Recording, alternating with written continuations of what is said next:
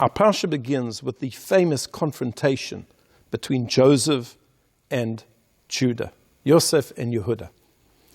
The brothers are brought in front of Yosef. They don't know that it's their brother Yosef. He accuses them of theft, and in particular, he says that Benjamin has stolen his goblet, and he's going to take Benjamin as a slave. And the brothers are going to have to return to the land of Canaan and tell Jacob the worst possible news, that his son Benjamin has been taken as a slave. And it's at that point that Yehuda, Vayigash elav Yehuda, Yehuda comes forward, he steps forward, and he argues and he debates with Joseph. And he says to Joseph, he says he doesn't know that it's Joseph. He just sees that it is this powerful Egyptian. And he says, Joseph, take me instead as a servant. Don't take my brother Benjamin. If you take my brother Benjamin, it's going to cause our father Jacob's heart to break. Don't allow it to happen. He's already lost one son from the same mother, from Rachel. Don't allow this to happen. And it's at the end of the speech that Joseph actually reveals himself to his brothers, and he says, it is Joseph. Now the question is, why does Yehuda come forward? Why of all of the brothers does he come forward?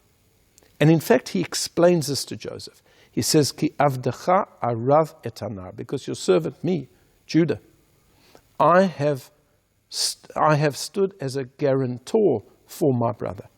I said to my father Jacob, Anochi ervenu, I will take surety upon myself. I will be a guarantor that I will bring Benjamin home safely to you. And he took an oath to his father.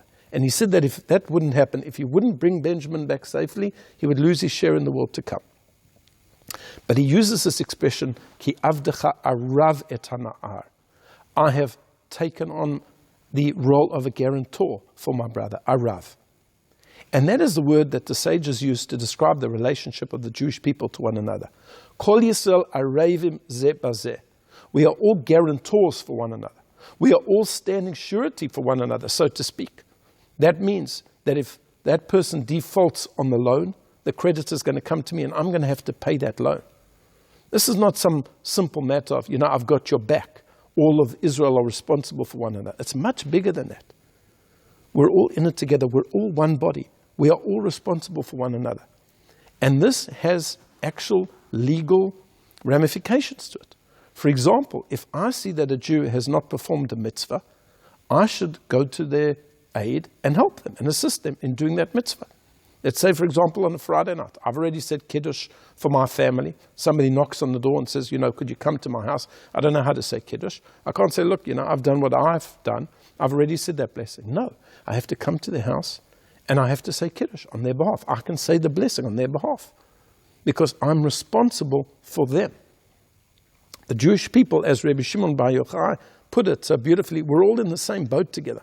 We're all sitting in the same boat. So when one person takes a drill and starts drilling a hole in his boat, you can't say, well, that's his business, got nothing to do with us. No, we're all in it together. We're all responsible for one another.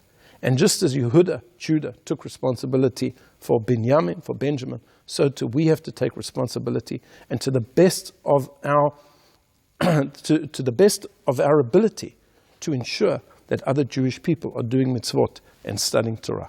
I wish you a Shabbat Shalom.